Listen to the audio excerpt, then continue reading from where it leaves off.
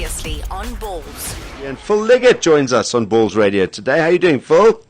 Very well. How are you? Oh, we're missing your good looks because we're not on Skype for a change, but we've still got your dulcet tones, as everyone would recognise. And this time, at least, I'm in the country, which is better than normal. Are you actually here in South Africa? I am. I'm in Cape Town at the moment. Oh, I'm going back to the UK on Friday. All right, fantastic. So now we actually started the show by chatting to Frans Cronje about a new movie that's coming out. It's involving cycling, and it's basically a story. It's not a cycling movie, but it's a story which involves a cyclist. Yep. The Barradeur movie. That's correct. Yes. And you're in it. Apparently, yes. Well, I was this March. I think it was March this year. Yeah. I did some commentating on the bike race he portrayed in the movie. It is an interesting story. It's one of great success, and I won't spoil the storyline. It is a very nice movie that Frans has put together. Fantastic. Yeah, he's telling us all about it, and you can hear the commentary of Phill Liggett there in some of the scenes. So that's pretty cool. Is that your first movie involvement at all? I've been in and out of one or two around the world, but I've never seen the end product before. And in fact, Francis sent me the DVD of this one, so I did watch it from end to end. Yeah, fantastic. Now, I've sort of wanted to ask you this for a while. I've never got around to doing it. When there's some people that are in the broadcasting world that cannot listen to themselves. Our friend Simon Hillier cannot listen to his own voice. When you listen back to your commentaries and look back on Tour de France stuff, I mean, what does it sound like to you? Are you one of those people that are quite happy to hear your voice, or do you also go, "Ooh, I don't want to listen"? No, in all honesty, I very rarely, almost never watch myself on television. Even in the first comedy, I played them back once. They're in these very old VHS formats years ago. And I played them back and thought, my God, how did I ever get the job? But, time goes on, you get a little bit more finesse. Yeah. But no, I'm not one to look at myself on television, I must confess. All right.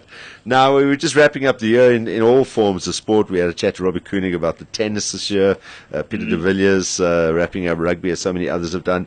And, of course, I think out of all sports, probably the most, if I think tumultuous is the right word to use, tumultuous year belonged to cycling, particularly with the massive blow of the Lance Armstrong issue, which we spoke about at length here on Balls Radio and with yourself as well. So I mean, there's nothing much that's really that happened in cycling that'll overshadow that. No, of course not, or any other sport. I think it's been the top sport for the wrong reasons around the world this year. Absolutely.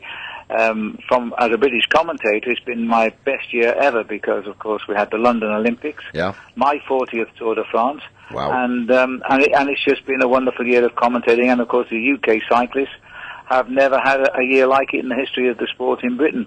But then comes October, and the bombshell is dropped, and then the world turned pear-shaped. And my personal life also became quite difficult for a couple of months. Yeah. Is that kind of eased off now? It has, but I don't think it'll ease off. I think this will go right through to next year's Tour de France, because now they're going through the investigation of the world body, the UCI, to see just how they did things and what they could do better. There's still a lawsuit between a couple of Irish journalists and the UCI. They are still going head to head on various issues. And I think, therefore, this is not going to go away for probably another 6 to 8 months. And I don't know quite where it's going to finish up, to be honest. It could finish up with the dissipation of the whole of the world body if it goes to its extremes. And I certainly hope not. Do you think that is a possibility? We won't say a probability, but an actual possibility.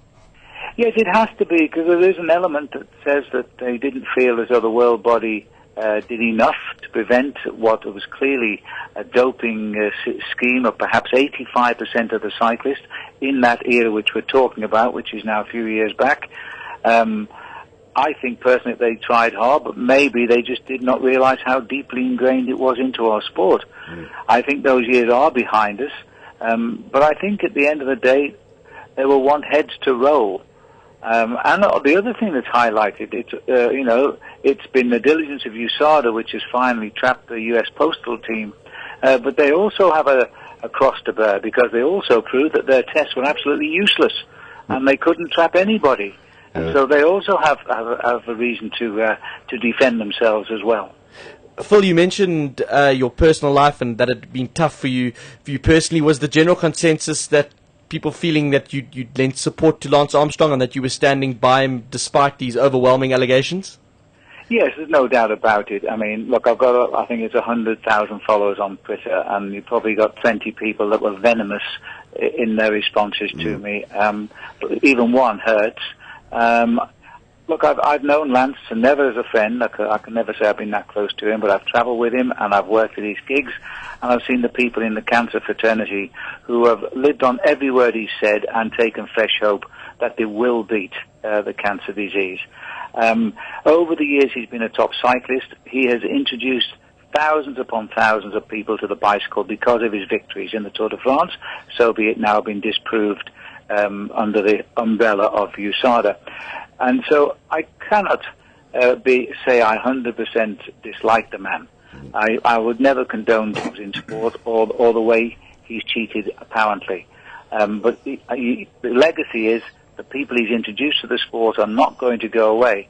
They may not be supporters of Lance Armstrong anymore, but they've found a way of enjoying themselves by riding a bike for fun or for racing, and you can't take that away from them. So it is very difficult to actually walk away 100% and say the man is a total cheat and I'm turning my back on him. I don't think I can do that. Yeah, you know, it's amazing when you say that. I mean, I can understand, and I'm sure other people will sort of understand in their own personal ways exactly what you say. It's like having a family member who suddenly commits a crime and has to go to jail.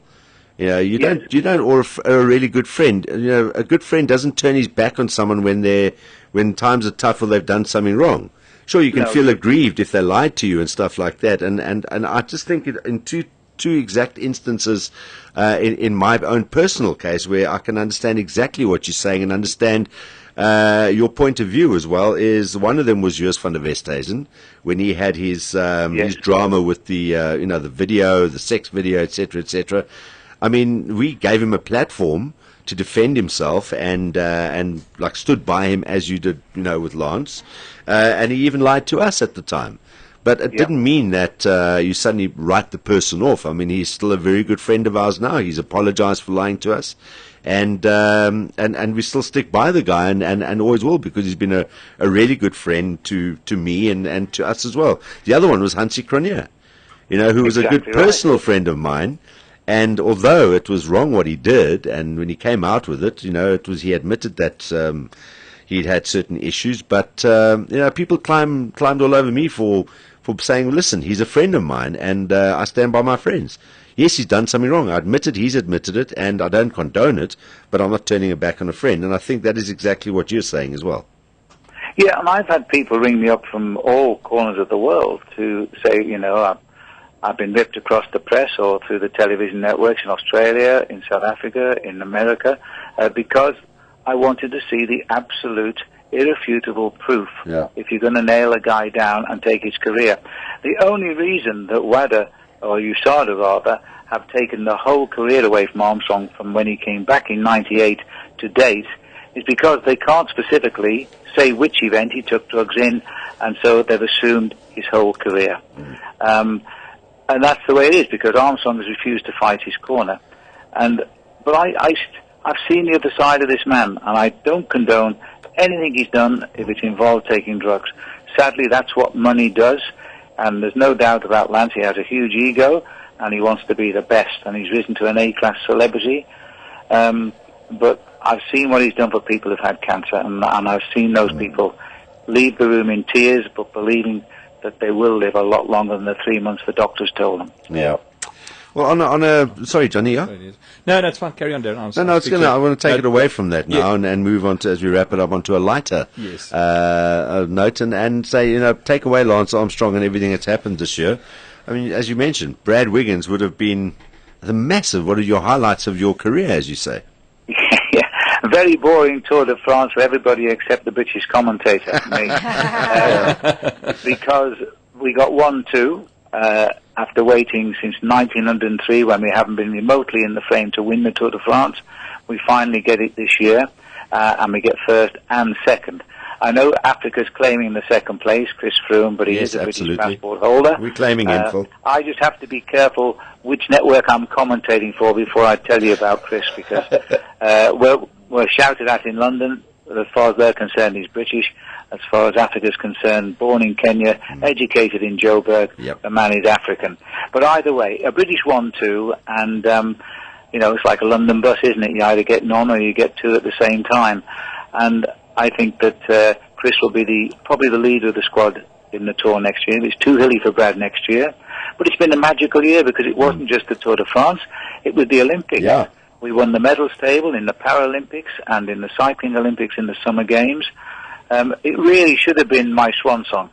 I was right on the pinnacle of everything, and I should have got out and left and come to my little house in Gordons Bay. Yeah. But I didn't. Yeah. Well, I'm not, rather. I mean, just sort of bringing that into it again. I mean, was the whole Lance issue a reason why you want to carry on and keep going?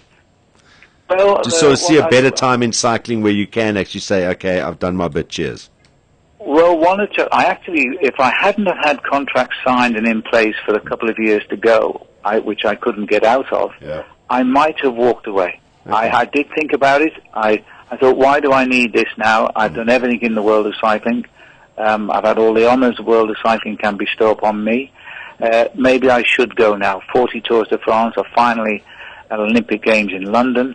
And I've got still a lot of things I want to do, especially in Africa, because I help BirdLife South Africa, which is my bird watching thing. I love that, and I look after animals up in the bush and make sure that nobody shoots them. And I work with the rhino people as well, because I'm devastated by what is happening to the African rhino. And these things could have quickly replaced all of my love for cycling. Yeah. It wasn't able to be done because contracts were signed. But I'll tell you, I was close. Yeah. It was a very depressing few weeks. Yeah, can understand as well. Yes, Johnny? Phil, I was just wondering, are you contemplating bringing a book out sometime? Because it's certainly going to make for interesting reading. Well, I laugh because I've always said if you write a book, John, you're supposed to tell the truth. I'm not sure I want to do that. Yes. I've got a lot to say over 40 years. On the other hand, I've been over in Africa now for 2 months. And during that period, a very famous publisher wrote to me from London and wanted to meet with a view to bringing out a book on my history, on my life. Yeah. So I've put it off for the moment. I've said I'll see them in February and we'll meet and see. Yeah. I don't know. I just don't know. I mean, I just don't know. Do I spot maybe a possibility that when you do decide to put away the microphone, that you might spend a lot more time than you are now in South Africa? Would you even consider settling in here for your retirement years? I just never settle anywhere down, but I would certainly spend more time here without question. I feel as though you can do things in South Africa. You can help people. People are willing to talk to you.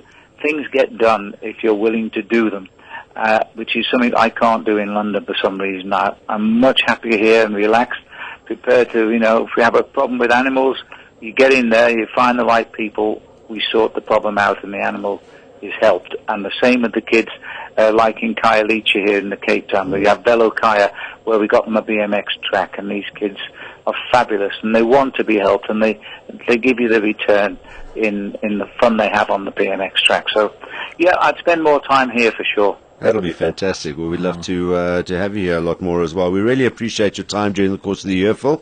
As you know, it wasn't an easy time always, but we appreciate your candor and for being willing to chat to us throughout all the different ups and downs and the roller coaster that was cycling during the course of the year. Much respect and thank you very much for that. And just have a good, blessed and peaceful Christmas. Yeah, absolutely. You and John as well, Darren, and have a great New Year. Thank you very much, Thank Phil. you so much, Cheers, Phil. man. Thank you. Take care. Bye. Pleasure. Bye-bye. Thank you. Bye. Bye. There we go, Phill Liggett. I think he meant you and Knox as well. Whatever. I don't know if you meant Maz, though, because Maz put that interview on YouTube. And he was also for Will. 95,000. It was 90. I Shame. couldn't believe it. I saw something like, is it 85 or 95? Somewhere around there, 1,000 views. He told me to change his whole life, Darren. But it's hectic. 99,000 now. You think Serious? how much flack he copped that he considered walking away from it? Yeah. Yes, I know. And that's something that I don't know if he's revealed I know, before. he was but so gee. humble about it. And that's why we phoned him, Darren. You know what? This is Balls Visual Radio. Darren, Simon, Kate and John. Weekdays from 3 p.m. to 6 p.m. Central African Time. Balls.co.za